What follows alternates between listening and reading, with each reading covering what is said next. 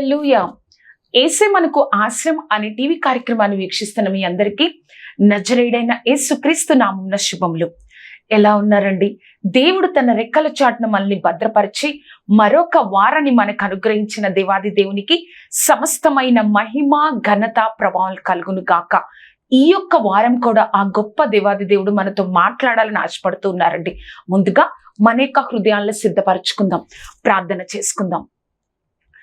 సర్వోన్నతుడా, సర్వాధికారి, సర్వశక్తిమంతురా తండ్రి, నీ గొప్ప కృప కాపుదల భద్రత దేవా, ఆశ్చర్యకరుడా, అద్భుతకరుడా, నీ సన్నిధి నీ కాపుదల మాకు తోడుగా ఉంచి తండ్రి గత వారమంతా కాచి కాపాడి ప్రభా మరొక నూతన వారాన్ని మాకు అనుగ్రహించిన దేవా, ఎవరైతే యొక్క కార్యక్రమాన్ని నీ బిడ్డలైన వారు వింటా ఉన్నారో సర్వశక్తిమంతుడా తండ్రి నీ కృపతో నింపండి, నీ నామాన్ని ఘనపరచుకోనండి. ఆశ్చర్యకరుడా, నీ కృప రెక్కల క్రింద భద్రపరచండి. మేమందరము కూడా తండ్రి నీ సన్నిధిని అనుభవించాలి. ప్రతిదీ నీ యొక్క అధికారంలోనికి తీసుకో దేవా, నీ నామం మహిమార్థము కాచి కాపాడయ్యా, నిలబెట్టు దేవా, నీ గొప్ప కృపను అనుగ్రహించు దేవా. ఆశ్చర్యకరుడా, నీ కార్యం జరిగించండి, నువ్వే తోడైండి నడిపించండి. సర్వశక్తిమంతుడా, కేవలం నీ నామాన్ని మహిమపరచుకోనండి. నజరేయుడైన యేసుక్రీస్తు నామమున అడిగి వేడుకొంచున్నాము తండ్రి. Amen, amen, amen. ఈ వారం మన యొక్క వాక్య ప్రసంగ అంశంగా ద్వితీయోపదేశ కాండము 33వ అధ్యాయము 26వ వచనం. యెషురును దేవుని పోలిన వాడెవడనూ లేడు, ఆయన నీకు సహాయము చేయుటకు ఆకాశ వాహనుడై వచ్చును, మహోన్నతుడై మేఘ వాహనుడగును. ఈ వారం మన యొక్క వాక్య ప్రసంగ అంశం, ఈ లోకంలో దేవునికి అసాధ్యమైనది ఏదీ లేదు, ఇక రాదు కూడా. ఈ లోకంలో దేవునికి అసాధ్యమైనది ఏది లేదు, ఇంకా రాదు కూడా. నువ్వు నేను చాలా సార్లు నిరుత్సాహపడిపోతా ఉంటాం, ఇంకా నాకు జీవితాంతం ఈ లోటు తీర్చబడదు, ఇంకా జీవితాంతం నేను ఇంకా ఇలానే బ్రతకాలి, జీవితాంతం ఈ యొక్క బాధతో కన్నీటితో ఈ యొక్క పరిస్థితి మారుతుందా, నా పరిస్థితి నుండి ఎవరైనా నన్ను బయటకు తీసుకొస్తారా, నా స్థితులు మారతాయా, నేను నిలబడతానా ఈ లోకంలో, నేను ఒక ఆశీర్వాదకరంగా ఈ లోకంలో ఉంటానా, అసలు నేను ఆశీర్వదింపబడతానా అన్న ఆలోచనలు మన జీవితంలో అనేక సార్లు మన జీవితంలో కలుగుతూ ఉంటాయి. కానీ ఆ గొప్ప దేవాది దేవుడు ఈ రోజు నీతో నాతో ఏం చెప్తున్నారో తెలుసా? మన దేవుడికి ఈ లోకంలో అసాధ్యమైనది ఏది లేదు, ఇంకా రాదు కూడా. ఒక మనిషికి ఒక అధికారం ఉన్నప్పుడు ఆయన ఇంతవరకు మాత్రమే. ఒక మనిషి ఒక అధికారం ఉంటే ఆయన అధికారం ఒక రాష్ట్రానికి సంబంధించి ఉంటుంది, ఒక దేశానికి సంబంధించి ఉంటుంది, కొన్ని దేశాలకి సంబంధించి ఉంటుంది. కానీ మన దేవుడికి ప్రతి దాని మీద అధికారం ఉంటుంది. ప్రతి దాని మీద నువ్వు ఏ స్థితిలో ఉండి నువ్వు బాధపడుతున్నావో, ఏ స్థితిలో ఉండి ఆర్థికంగానా, ఆరోగ్య విషయంలోనా, లేకపోతే ఈ యొక్క సమస్య నుండి నా జీవితంలో ఇంకా నేను ముందుకెళ్ళలేను అన్న స్థితి నుంచి నువ్వు బాధపడుతూ ఉన్నావా, ఆ స్థితిలో ప్రతి దాని మీద దేవుడికి అధికారం ఉంది. దేవుడు చెయ్యలేడు, ఈ యొక్క కార్యాన్ని మాత్రమే దేవుడు చేస్తాడు, ఈ కార్యాన్ని దేవుడు చెయ్యలేడు అని మన దేవుడికి ఒక పరిమితి అనేది లేదు. ఒక పరిమితి అనేది మన దేవుడికి లేదు. కాబట్టి దేవుడు చెప్తున్న మాట, యెషురును నీ దేవుడు ఎంత గొప్పవాడు, దేవుడు వంటి వాడు ఎవరున్నారు, ఆయన నీకు సహాయమును చేయుటకు మేఘ వాహనుడై వచ్చును. ఆయన నీకు నాకు తన ప్రాణాన్ని, మనము చనిపోయిన తర్వాత నరకంలో ఉండకూడదని తన ప్రాణాన్ని దేవుడు నీకు నాకు అనుగ్రహించిన దేవుడు మనకు సహాయం చేయడం కోసం మనము ఆపదలో, మనం కష్టాలలో, కన్నీళ్ళలో, అయ్యో ఈ యొక్క బాధను అనుభవిస్తున్నప్పుడు దేవుడు ఎలా వదిలేస్తాడండి మనల్ని? దేవుడు ఎలా విడిచిపెడతాడు? దేవుడు మనతోనే మాట్లాడుతున్నారు, నేను నీకు సహాయం చేస్తాను, నాకు అసాధ్యమైనది ఏది లేదు అని ఆ గొప్ప దేవాది దేవుడు ఈ రోజు నీతో నాతో మనందరితో దేవుడు మాట్లాడుతున్నారు కదా. దేవుడు ఎటువంటి వారి జీవితాల్లో వారి యొక్క లోటును తీసివేశారు, అసలు దేవుడు ఏమి చేయగలడో మనము 3 విషయాలలో ఈ రోజు మనం నేర్చుకుందాం. మన యొక్క వాక్య ప్రసంగ అంశం, ఈ లోకంలో దేవునికి అసాధ్యమైనది ఏదీ లేదు, ఇంకా రాదు కూడా. ఈ లోకంలో దేవునికి అసాధ్యమైనది ఏదీ లేదు, ఇంకా రాదు కూడా. మొట్టమొదటిగా నీ లోటును దేవుడు తీసివేస్తాడు. మన లోటును దేవుడు తీసివేస్తాడు. అయ్యో నా జీవితంలో అన్నీ ఉన్నాయండి, కానీ ఇదొక్క లోటే, అన్న మాట మన జీవితంలో ప్రతి ఒక్కరికి ఉంటుంది కదా. నా జీవితంలో ప్రతిదీ ఉందండి, ప్రతిదీ ఉంది, ప్రతిదీ నేను నా జీవితంలో నేను కలిగి ఉన్నాను, ప్రతిదీ నేను పొందుకున్నాను. కానీ ఈ ఒక్క లోటే అండి, ఈ ఒక్క అనారోగ్యమే అండి, ఈ ఒక్క బిడ్డల యొక్క భవిష్యత్తే అండి, బిడ్డల చదువు విషయమే అండి, నా భర్త మాట వినకపోవడమే, ఆ ఒక్క లోటు దేవుడు తీసివేస్తానంటున్నాడు కదా. మనము ఆ ఒక్క లోటును ఆ లోటుని దేవుడు తీసివేసే వరకు మనము అవిశ్వాసులు కాక, మనము అటువైపు ఇటువైపు తిరగక దేవుడు వైపు చూసినట్లయితే, దేవుడికి ఈ లోకంలో అసాధ్యమైనది ఏదీ లేదు కాబట్టి, ఈ లోకంలో అసాధ్యమైనది ఏదీ లేదు, ఇంకా రాదు కాబట్టి, దేవుడు నా జీవితంలో మనం వెళుతున్న ఆ లోటును కూడా ఆ గొప్ప దేవాది దేవుడు తీసివేస్తానని ఈరోజు చెప్తా ఉన్నారు. ఆ ఫస్ట్ పాయింట్ లో చూస్తే, దేవుడు నీకు గర్భఫలాన్ని దేవుడు నీకు అనుగ్రహిస్తారు. దేవుడు నీకు గర్భఫలాన్ని అనుగ్రహిస్తాడు. అబ్రహాముని దేవుడు 75 సంవత్సరాలు 12వ అధ్యాయంలో 75 సంవత్సరాల వయసులో పిలిచాడు. అబ్రహామా, నేను నువ్వు చూపించిన దేశానికి నీ బంధువులను, నీ యొక్క ఇంటి వారిని, నీ దేశమును, నీ తండ్రి ఇంటిని, నీ దేశమును వదిలి అక్కడ నుంచి నేను చూపించే దేశానికి వెళ్ళిపో అని చెప్పినప్పుడు, ఆయన దేవుడు చెప్పినట్లుగానే దేవుడి మీద విశ్వాసం ఉంచి వెళ్ళిపోయారు. 80 అయిపోయాయి, 85 అయిపోయాయి, 90 అయిపోయాయి, ఇంకా పిల్లలు కలగట్ల.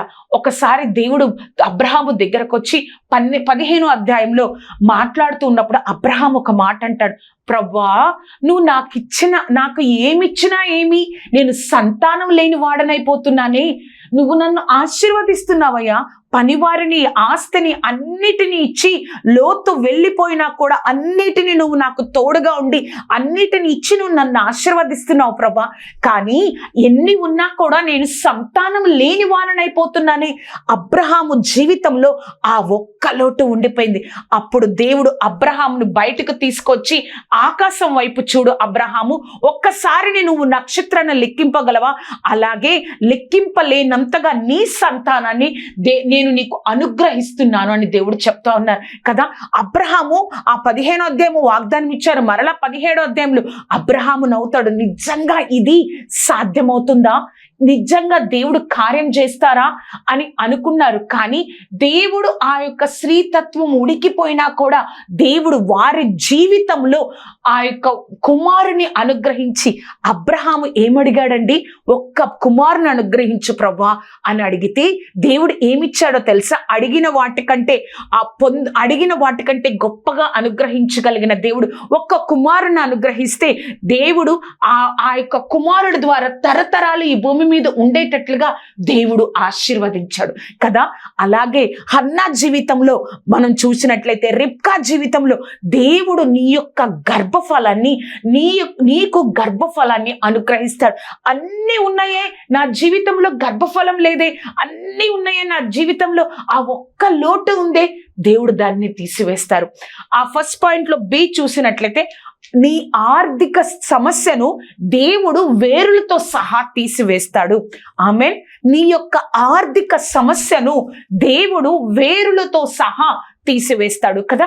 మనం కొన్ని తరాల నుంచి నీ యొక్క గృహంలో, మన యొక్క గృహంలో ఒక ఆర్థిక వ్యవస్థ, ఒక ఆర్థిక సమస్యను, నా తల్లిదండ్రులు అలానే లోటుతో ఉన్నారండి, నేను అంతే లోటుతో ఆర్థికంగా డబ్బులు లేకుండా నేను జీవిస్తున్నా, నా తర్వాత పిల్లలు కూడా అలానే జీవించాలేమో. దేవుడు నీతో నాతో చెప్తున్న మాట, ఆ చిన్న లోటును దేవుడు నీ తరంతోనే తీసివేస్తాను అని చెప్తా ఉన్నారు. రూతు మోయాబు దేశంలో ఉంది. ఆ మోయాబు దేశంలో ఉన్నప్పుడు, ఆ మోయాబు దేశంలో తను ఎంతగానో సంతోషంగా ఉంది. భర్త చనిపోయారు, నయోమితో ఆ యొక్క బెత్లెహేముకు వచ్చేసింది. బెత్లెహేముకు వచ్చిన తర్వాత అక్కడ తన స్థితి మారిపోయింది. అప్పటి వరకు కొంత తినడానికి ఉందేమో, కానీ ఇక్కడ ఒక రోజు గడవాలి అంటే ఏం చేయాలో తెలుసా, ఆ యొక్క పొలముకు వెళ్ళి పరికలు వేరుకొని వస్తేనే వారి ఆ యొక్క రోజు పూట గడుస్తుంది. ఆ పరికలు వేరుకొని ఆ యొక్క పొలంలో అవి వేరుకొని వస్తేనే, అవి తీసుకొని వస్తేనే, ఆ కోతకాలంలో పండిన గోధుమలు తీసుకొని వస్తేనే వారి యొక్క జీవితంలో ఆ రోజు గడుస్తుంది. అటువంటి స్థితిలో ఉంది రూతు. ఎలా బ్రతికిందో తల్లిదండ్రుల దగ్గర మనకి రాయబడలేదు, కానీ అంతకంటే గొప్పగానే బతికింది. ఇప్పుడు బెత్లెహేముకు వచ్చిన తర్వాత కంటే అంతకంటే గొప్పగానే మోయాబు దేశంలో బ్రతికుండొచ్చు. కానీ ఇక్కడ ఘోరమైన స్థితి. దేవుడు ఎంత గొప్పవాడంటే, దేవుడి కోసం వచ్చిన రూతును దేవుడు ఏం చేశాడో తెలుసా? ఆ ఏదైతే పొలంలో పరికలు ఏరుకుంటుందో ఆ పొలానికే దేవుడు యజమానురాలిగా చేశాడు. అంటే బోయాజును దేవుడు ఆ యొక్క వారిద్దరికి వివాహాన్ని జరిగించాడు కదా. మనము అనుకుంటా ఉండొచ్చు, నేను దేవుణ్ణి నమ్ముకున్నాను, కానీ మా తల్లిదండ్రులు ఇలాగే ఆర్థిక సమస్యతో ఉండి వారి యొక్క జీవితాలు ముగించబడ్డాయి. నేను ఆర్థిక సమస్యతో ఉండి నా యొక్క సగం జీవితం, నా బిడ్డలు పెద్దవుతున్నారు, అంతే సమస్యతో నేను ఉండిపోతున్నా, నా తర్వాతి తరానికి కూడా ఈ యొక్క సమస్య వస్తుందా? దేవుడు నీతోని నాతోని మాట్లాడుతున్నారు. ఎవరున్నా లేకపోయినా నీ జీవితంలో దేవుడు ఉన్నారా? ఆ యొక్క సమస్య ఏదైతే ఉందో ఆ లోటును నీ తరంతోనే దేవుడు వేరులతో సహా తీసివేస్తానని చెప్తా ఉన్నారు. విధవరాలు, అక్కడ ప్రవక్తల శిష్యుల్లో ఒక శిష్యుడు చనిపోయాడు. ఆ చనిపోయినప్పుడు ఆ యొక్క విధవరాలు ఆ శిష్యుని యొక్క భార్య ఎలీషా దగ్గరకు వచ్చి తన ఇద్దరు యొక్క కుమారులను తీసుకొని, అయ్యో నీ యొక్క శిష్యుడు ఎంతో భయభక్తులు కలిగి ఉన్నాడు, ఇప్పుడు అప్పులు వారు వచ్చి అప్పులు కట్టమని అడుగుతున్నారు, వారు నా ఇద్దరు కుమారుల్ని తీసుకెళ్ళిపోతాను అంటున్నారు అని చెప్పినప్పుడు ఆ ఎలీషా ఏం చెప్తాడంటే, నీ దగ్గర ఏముంది? నా దగ్గర కొంచెం ఒక నూనె కుండ ఉంది, ఆ నూనె కుండని తీసుకెళ్ళి ఇంటిలోనికి వెళ్ళి మిగతా కుండలను ఆ నూనె కుండలతో నింపు, ఆ నూనెతో మిగతా కుండలన్నింటినీ నింపు, మిగతా ఆ యొక్క నీ దగ్గర లేని వాటిని చుట్టుపక్కల ఉన్న వారందరి దగ్గర ఆ యొక్క కుండలను అడిగి తీసుకొనిరా అని చెప్పి ఆ యొక్క ఆవిడ చెప్పినట్లుగా ఆ నూనెతో ఆ కుండలన్నిటినీ నింపిన తర్వాత ఇంకా ఏమన్నా ఉన్నాయా తీసుకురండి అని ఆ యొక్క కుమారులకు చెప్పినప్పుడు ఇంకా ఎవరి దగ్గర ఏమీ లేదు. అప్పుడు నూనె ఆగిపోయింది. అప్పుడు ఎలీషా చెప్తారు ఏమని అంటే, ఈ నూనెను అమ్మి అప్పు తీర్చండి, మిగతా డబ్బుతో మీరు బ్రతకండి. వారి స్థితి మారిందా? ఇంకా ఆ గృహంలో యజమానుడు చనిపోయాడు. ఆ ముగ్గురు కూడా ఎంతగానో ఆర్థికంగా బాధపడిపోవాలి, జీవితాంతం వారి స్థితి మారదు. ఇంకా ఎవ్వరు జోక్యం చేసుకున్నా వారి జీవితంలో వారి స్థితి మారదు. కానీ ఆ గొప్ప దేవుడు వారి జీవితంలో జోక్యం చేసుకున్నారు. నా దేవుడు, నువ్వు దేవుణ్ణి కలిగి ఉన్నావు. అయ్యో నా జీవితంలో ఈ లోటు ఉంది, ఈ ఒక గర్భఫలం అనే లోటు ఉంది, ఒక ఆర్థికం అనే లోటు ఉంది, నేను ఇంకా చెప్పనివి ఈ అనారోగ్యం అనే లోటు ఉంది, ఆ లోటుని ఎవరు తీరుస్తారు? నువ్వు దేవుణ్ణి కలిగి ఉన్నావా? ఆ దేవుణ్ణి కలిగి ఉన్నావా? ఆ దేవుణ్ణి కలిగి ఉన్నప్పుడు మన జీవితంలో ఎక్కడ లోటుందో ఆ లోటుని దేవుడు వేరులతో సహా తీసివేసి తర్వాతి తరాలు ఎవ్వరు కూడా ఆ లోటును అనుభవించకుండా దేవుడు మనకి సహాయం చేస్తారు. అది మనం జ్ఞాపకం చేసుకోవాలి. మన యొక్క వాక్య ప్రసంగ అంశం ఏమిటి అంటే, మన దేవునికి ఈ లోకంలో అసాధ్యమైనది ఏదీ లేదు, ఇక రాదు కూడా. ఆ యొక్క ఫస్ట్ పాయింట్ మనం చూస్తే, నీ లోటును దేవుడు తీసివేస్తాడు. సెకండ్ పాయింట్, దేవుడు నీకు ఎటువంటి బ్యాక్గ్రౌండ్ లేకపోయినా దేవుడు హెచ్చిస్తాడు. నీ జీవితంలో నీకు ఎటువంటి బ్యాక్గ్రౌండ్ లేకపోయినా దేవుడు నిన్ను హెచ్చిస్తాడు. కొంతమంది అంటా ఉంటారు కదా, అండి నా జీవితంలో నాకు ఎటువంటి బ్యాక్గ్రౌండ్ లేదు, ఎటువంటి పర్మిషన్ లేదు, ఎటువంటి రికమెండేషన్ లేదు, నేను ఇలా ఉన్నాను. నేనే గనక ఒక రికమెండేషన్తో, ఒక పర్మిషన్తో ఒక గొప్పగా ఉంటే నేను ఇప్పటికి ఏ స్థాయికి వెళ్ళిపోయేవాడినో, ఏ స్థాయిలో నేను ఉండేవాడినో. వాళ్ళు ఆ యొక్క రికమెండేషన్తో, ఆ డబ్బుతో ఆ స్థాయిలో ఉన్నారు. కానీ దేవుడు చెప్తున్న మాట, నీ జీవితంలో దేవుడు ఉన్నాడా? నీ జీవితంలో దేవుడు ఉన్నాడా? నీకు ఎటువంటి బ్యాక్గ్రౌండ్ లేకపోయినా దేవుడు నిన్ను హెచ్చించి అనేక మంది నీ వైపు చూసి దేవుడే నిన్ను హెచ్చించాడు అనే సాక్ష్యాన్ని నీకు దేవుడు అనుగ్రహిస్తాడు. ఆ యొక్క మొదటి రాజులో 17వ అధ్యాయము 1-7 వచనాలు చూస్తే, అహాబు రాజు దగ్గరకు ప్రవక్త అయిన ఏలియా వస్తాడు. అసలు ఏలియా ఎవరండి? ముందు బ్యాక్గ్రౌండ్ ఏంటి ఏలియాది? ఎక్కడా లేదు. ఏమీ లేదు.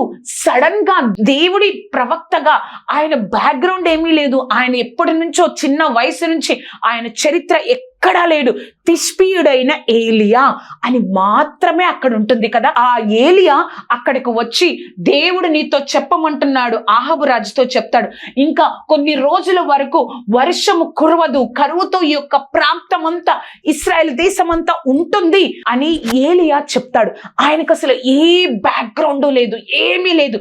దేవుడు ఆయన చేత అనేకమైన ఆశ్చర్య కార్యాలు, అనేకమైన అద్భుతాలు, ఆ యొక్క ఇశ్రాయేల్ ప్రజలను రక్షించడానికి అనేకమైన హెచ్చరికలు, ఆ యొక్క రాజుల దగ్గరికి వెళ్ళి నిలబడే ధైర్యాన్ని ఏలియాకు అనుగ్రహించాడు. ఏలియాని హెచ్చించాడు కదా.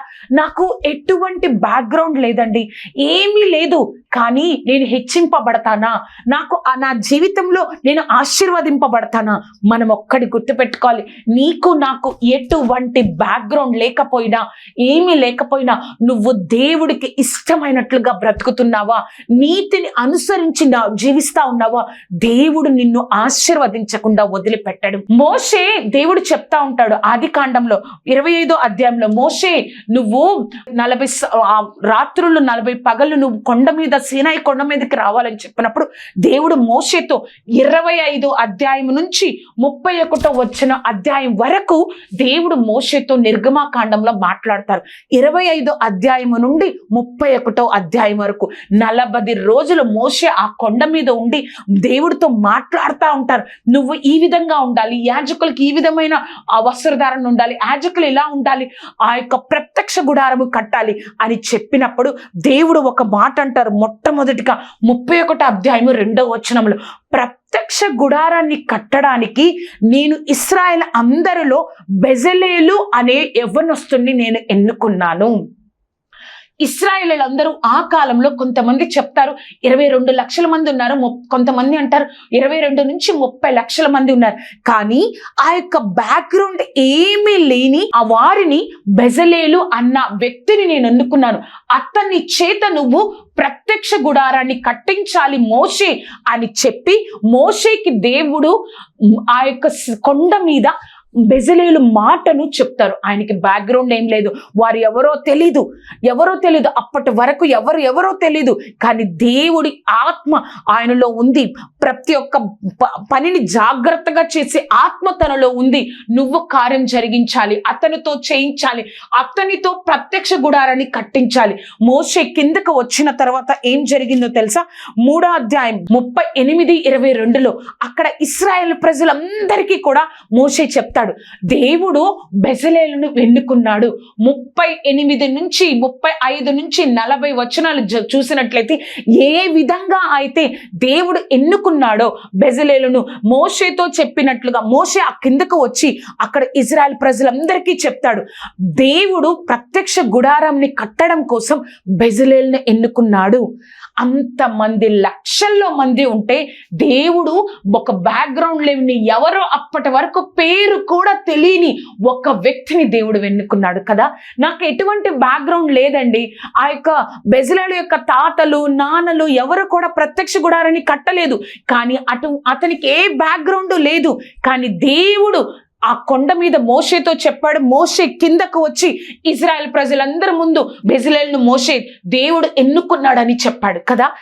నా జీవితంలో బ్యాక్గ్రౌండ్ ఉండకపోవచ్చు, నా జీవితంలో మనం చేసే పరిచర్యకు ఒక బ్యాక్గ్రౌండ్ ఉండకపోవచ్చు, మన తాతలు తల్లిదండ్రులు ఎవరు చేయకపోవచ్చు, నిన్ను దేవుడు పరిచర్యకు పిలిచాడేమో, ఒక బ్యాక్గ్రౌండ్ లేకపోయినా దేవుడు నిన్ను నిలబెడతాడు, దేవుడు నిన్ను వాడుకుంటాడు. 3వదిగా మనం చూస్తే నీ వైఫల్యాలు ఏదైనా దేవుడు నిన్ను విడిచిపెట్టాడు కదా. మన జీవితంలో చాలా వైఫల్యాలు ఉంటాయి, శరీరానుసారమైన వైఫల్యాలు. ఆ యొక్క మోషే నత్తివాడు, కానీ ఒక్కసారి ఆలోచించండి, ఆ నత్తివాడైన మోషే 6 లక్షల మంది కంటే కాల్బల్మును మోషే ఆ యొక్క లక్షల మంది కంటే ఎక్కువ మంది ఉన్నారు ఇశ్రాయేల్ ప్రజలు, వారందరినీ ఎలాగా నడిపించగలడు అని దేవుడు మోషేని ఎన్నుకున్నాడండి. మోషే అంటాడు, ప్రభా నేను నాలుక మాంద్యం కలవాలనయ్యా, నాకు మాట్లాడడం సరిగ్గా రాదు ప్రభా, ఎవరిని పంపాలో వారిని ప్రభా. 3వ అధ్యాయము 4వ అధ్యాయము నిర్గమాకాండంలో బతిమలాడుకుంటాడు, నేను వెళ్తే ఎవరు నమ్మరు ప్రభా, నీ దేవుడు ఎవరని అడుగుతారు ప్రభా, నువ్వు ఎవరిని పంపాలో వారిని పంపు ప్రభా అని అడుగుతూనే ఉంటాడు. కానీ ఆ రోజుల్లో మైకులు ఏమీ లేవు. కానీ దేవుడు ఏం చేశారు, మోషేను దేవుడు పంపించాడు. వారి ఎదుట ఎలాగా ఒక నాయకుడిగా పంపించాడు. ఆయనకు ఒక నాలుక మాధ్యం నత్తి ఉన్నది, కానీ దేవుడు మాత్రం విడిచిపెట్టకుండా మోషేను ఏం చేశారు, ఒక నాయకుడిగా వండుకొని, నువ్వు ఏదైతే నువ్వు చెప్పాలనుకుంటున్నావో మోషే, నువ్వు ముందుగా నీ యొక్క అన్నయ్యన అహరోనికి చెప్పు, ఆయనకు నువ్వు దేవుడిగా ఉంటావు, అతడు ఏమి చెప్పాలో వారందరికీ చెప్తాడు. మోషే భయపడ్డాడు, కానీ తరువాత దేవుడు చిత్తాన్ని నెరవేర్చడం కోసం కొన్నిసార్లు ఆయన్ని ఎగతాళి చేశారు. ఫరో రాజు ఎంతగానో ఎగతాళి చేశాడు, కానీ దేవుడు నిలబెడుతూనే ఉన్నాడు, మోషేని నిలబెడుతూనే ఉన్నాడు. ఇశ్రాయేలు ప్రజలను ఆ యొక్క ఐగుప్తు దేశం నుండి బయటకు తీసుకొచ్చే వరకు దేవుడు మోషేను నిలబెడుతూనే ఉన్నాడు నాయకుడిగా కదా. నా జీవితంలో ఈ లోకానుసారంగా శరీరానుసారంగా ఎన్నో వైఫల్యాలు ఉంటాయండి, ఎన్నో లోటులు ఉంటాయి. ఆ లోటులు ఉన్నా కూడా దేవుడు నిన్ను విడిచిపెట్టకుండా నిన్ను నిలబెడతాడు. ఆయనకు అసాధ్యమైనది ఏదీ లేదు, ఇంకా రాదు కూడా. ఆయనకు అసాధ్యమైనది ఏదీ లేదు, ఇంకా రాదు కూడా. అలాగే పొట్టి జక్కయ్య ఏం చేస్తూ ఉన్నాడు అంటే, మన భాషలో చెప్పాలంటే ట్యాక్స్ కలెక్టర్. ఆయన ట్యాక్స్ పన్ను తీసుకోవాల్సిన దానికన్నా ఎక్కువగా తీసుకునేవాడు. అక్కడ వాళ్ళందరిలో ఆ యొక్క పొట్టి జక్కయ్య ఏ విధంగా ఉన్నాడు, ఆయన మా యొక్క ధనాన్ని, మా యొక్క సొమ్ముని అంత అనవసరంగా ఇతనికి కట్టేస్తున్నాం, మా యొక్క ధనాన్ని అనవసరంగా ఎక్కువ మా దగ్గర నుంచి తీసేసుకుంటున్నాడు అని వారు ఆయన మీద ఎంతగానో కోపంగా ఉన్నారు. దేవుడు యేసయ్య అటువైపు వస్తున్నారని చెప్పి ఆ యొక్క పొట్టి జక్కయ్య ఏమనుకున్నాడంటే, యేసయ్యను ఎలా అయినా చూడాలని చెప్పి మనందరికీ తెలుసు మేడి చెట్టు ఎక్కాడు. మేడి చెట్టు ఎక్కినప్పుడు ఆయన పట్టించుకునే వాళ్ళు ఎవరు, ఆయన దూరంగా ఉండేవాళ్లే కానీ దేవుడు సడన్ గా పైకి చూసి, జక్కయ్య నేను నీ ఇంటికి రావాల్సి ఉన్నది అని చెప్పినప్పుడు, ఇతడేంటి పాపులతో వాళ్ళ ఇంటికి వెళ్తున్నాడు. ఆ ఇంటికి వెళ్ళిన తర్వాత యేసుక్రీస్తు వారు చూసిన తరువాత జక్కయ్య అని చెప్తాడు, ప్రభా నేను బీదలకున్న ఆస్తిలో సగాన్ని ఇచ్చేస్తున్నానయ్యా, నేను ఎవరి దగ్గరైతే అన్యాయంగా తీసుకున్నానో వారికి 4 నేను తిరిగి ఇచ్చేస్తున్నాను ప్రభా. అప్పుడు దేవుడు చెప్తాడు, ఇతను కూడా దావీదు కుమారుడే కదా, ఈ ఇంటికి ఈ రోజు రక్షణ వచ్చి ఉన్నది. మనము కూడా మన జీవితాల్లో చాలా వైఫల్యాలు ఉంటాయి. అది శరీరానుసారంగా మనం ఒక విధంగా ఉండొచ్చు. అయ్యో దేవుడు నన్ను వాడుకోవాలంటే నేను మహాజ్ఞానియే ఉండాలి, దేవుడు నన్ను ఆశీర్వదించాలంటే ఈ యొక్క జ్ఞానం నా జీవితంలో ఉండాలి, ఈ యొక్క స్థితి నా జీవితంలో ఉండాలి, ఇంత డబ్బు నా జీవితంలో ఉండాలి, నేను ఈ విధంగా ఉండాలి అని అనుకుంటావు. కానీ మన దేవుడు నీ జీవితంలో, నా జీవితంలో చూసేది ఏంటో తెలుసా? ఒక విశ్వాసాన్ని దేవుడు మన జీవితంలో చూస్తారు. ఒక విశ్వాసాన్ని నా జీవితంలో దేవుడు చూస్తాడు. ఆ విశ్వాసాన్ని చూసి దేవుడు నీ యొక్క స్థితిని, నా యొక్క స్థితిని మారుస్తూ ఉంటాడు. నువ్వు అనుకుంటా ఉండొచ్చు, అయ్యో ఇంకా నా స్థితి, ఇంకా ఈ లోటు ఉంది, ఈ లోటు నా జీవితంలో ఇంకెప్పుడు తీర్చబడదు, ఈ యొక్క సమస్య ఉంది, ఈ యొక్క వైఫల్యం ఉంది నా జీవితంలో, ఈ యొక్క వైకల్యం ఉంది నా జీవితంలో, ఈ సమస్య నా జీవితంలో ఇంకెప్పుడు తీర్చబడదు, నాకు ఒక మంచి బ్యాక్గ్రౌండ్ లేదు, నేను నిలబడతానా, నేను ఆశీర్వదింపబడతానా, నేను సాధిస్తానా, నేను చనిపోయే వరకు ఈ స్థితిలోనే ఉంటానేమో. కానీ మన స్థితిని మార్చగలిగిన, మన చరిత్రను మార్చగలిగిన ఆ గొప్ప దేవాది దేవుడిని నువ్వు నేను కలిగి ఉన్నాం. ఈ లోకంలో ఎవరి మీదన్నా ఆధారపడితే వాళ్ళు ఒక పార్షాలిటీ చూపిస్తారేమో. వాళ్ళు ఓకే మా వాళ్ళు కాబట్టి నేను వాళ్ళకి సాయం చేస్తా, నేను వీళ్ళకి మాత్రమే సాయం చేస్తా, వాళ్ళకి నాకు డబ్బు ఇస్తారు కాబట్టి, వీరికి డబ్బు ఉంది కాబట్టి, వీళ్ళకి పలుకుబడి ఉంది కాబట్టి నేను వీరికే సహాయం చేస్తా అని కొంతమంది కొన్ని పరిమితులు పెట్టి ఉంటారేమో. కానీ నీకు ఏమీ లేదే, నేను ఎలా ఆశీర్వదింపబడతాను, నేను ఎలా నిలబడతాను అని అనుకుంటున్న నా జీవితంలో ఆ గొప్ప దేవాది దేవుడు చెప్తున్న మాట ఏంటో తెలుసా? నీ జీవితంలో ఏ లోటు ఉందా, నేను చెప్పనివి ఏ లోటు ఉన్నా, వైకల్యం కాకపోవచ్చు, నాకు ఒక బ్యాక్గ్రౌండ్ లేదు, నేను ఎలా నిలబడతాను అది కాకపోవచ్చు, లేకపోతే నేను ఈ లోటు ఉంది, నేను చెప్పనిది ఏదైనా నీ జీవితంలో లోటుందా? మన దేవుడు చెప్తా ఉన్నాడు, నీ కోసం నేను ప్రాణాన్నే ఇచ్చానే, నేను నిన్ను ఎలా వదిలిపెడతాను? నువ్వు ఎంతగా నిరుత్సాహపడినా కూడా సన్నిధికి రాకుండా మానట్లేదు. ఎంతగా నీ జీవితంలో కార్యాలు నువ్వు చూడకపోయినా కూడా నువ్వు నన్ను విడిచిపెట్టట్లేదు. ఎంతగా నీ యొక్క బంధువుల్లో, స్నేహితుల్లో, నీ యొక్క ప్రాంతంలో దేవుణ్ణి నమ్ముకున్నందుకు నిన్ను తక్కువ చేసి చూసినా కూడా నువ్వు నాకు దూరం అవ్వట్లేదు. నేను నిన్ను హెచ్చింపకుండా, నేను నీ తల పైకెత్తకుండా, నీ పక్షంగా నేను పోరాడకుండా నేను ఎలా ఉంటాను అని ఆ గొప్ప దేవాది దేవుడు నీతో నాతో మాట్లాడుతున్నారు. ఒక్కసారి ఆయన వైపు చూద్దామా? ప్రభా, నువ్వు నా జీవితంలో నీకు ఈ లోకంలో అసాధ్యమైనది ఏదీ లేదు ప్రభా, ఇంకా రాదు కూడా. నేను నిన్నే హత్తుకుంటాను, నా ప్రతి లోటుని తీసివేస్తావని నమ్ముతున్నాను ప్రభా అని నమ్ముతున్నావా? ప్రార్థన చేద్దాం. సర్వోన్నతుడా, సర్వాధికారి, సర్వశక్తిమంతుడా తండ్రి, నీ గొప్ప కృపా కాపుదల భద్రత దేవా, నీ కార్యాన్ని జరిగించుకోనండి తండ్రి. నీ నామాన్ని మహిమపరచుకోనండి. ఆశ్చర్యకరుడా, అద్భుతకరుడా, నీ కృపతో నింపు దేవా. నీకు కోట్లాది వందనాలు. నీ నామ మహిమార్థము కార్యం జరిగించు దేవా. సర్వశక్తిమంతుడా తండ్రి, ఒక్కసారి జ్ఞాపకం చేసుకోదేవా. ప్రభా, నా జీవితం ఇంకింతే అని అనుకుంటున్న ప్రతి ఒక్కరి తండ్రి జీవితాలు మార్చి, మా పేరు కన్నా దేవుడే నీ జీవితాన్ని ఆశీర్వదించాడన్న గొప్ప సాక్ష్యాన్ని మా జీవితంలో కలిగించయ్యా. మా జీవితంలో సొంతం చేసుకునే గొప్ప కృపను మాకు అనుగ్రహించు దేవా.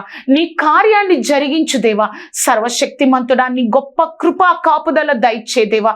నీ కార్యంతో నింపండి దేవా. సర్వశక్తిమంతుడా, నిన్ను ప్రభా, నీ మీద విశ్వాసం ఉంచినందుకు, నిన్ను హత్తుకుంటున్నందుకు మా తలలు పైకెత్తువాడా, నీ కార్యాన్ని మా జీవితంలో జరిగించి ఏ శోధన మా మీద అధికారం లేకుండా తండ్రి నీలో నిలబడడానికి మాకు సహాయమును దయచేసి నీ కృపను అనుగ్రహించి తండ్రి, మా దేవుడికి అసాధ్యమైనది ఏదీ లేదు, ఏ స్థితి అయినా దేవుడు చేయగలడు అన్న సాక్ష్యాన్ని మాకందరికీ అనుగ్రహించి నువ్వే మా కార్యం జరిగించు ప్రభా. నీ కృపతో నింపాయా. నీ నామాన్ని మహిమపరచుకోనండి. నీ నామాన్ని ఘనపరుచుకున్నందుకు వందనాలు. నీ కృపలో నిలబెట్టినందుకు వందనాలు. నజరేయుడైన యేసుక్రీస్తు నామమున అడిగి వేడుకొంచున్నాము. ఆమేన్, ఆమేన్, ఆమేన్. విన్నారు కదా అండి, దేవుడు తప్పకుండా ఆశీర్వదిస్తాడు. ఈ కార్యక్రమం మీకు ఆశీర్వాదకరంగా ఉన్నట్లయితే మీ యొక్క స్నేహితులకు, బంధువులకు ఈ కార్యక్రమాన్ని పరిచయం చేయండి. అంతేకాదు, నా గురించి, ఈ కార్యక్రమం గురించి ప్రార్థన చేయండి. దేవుడికి అసాధ్యమైనది ఏదీ లేదు, ఇంకా రాదు కూడా. దేవుడు మిమ్మల్ని దీవించును గాక. ఆమేన్, ఆమేన్, ఆమేన్.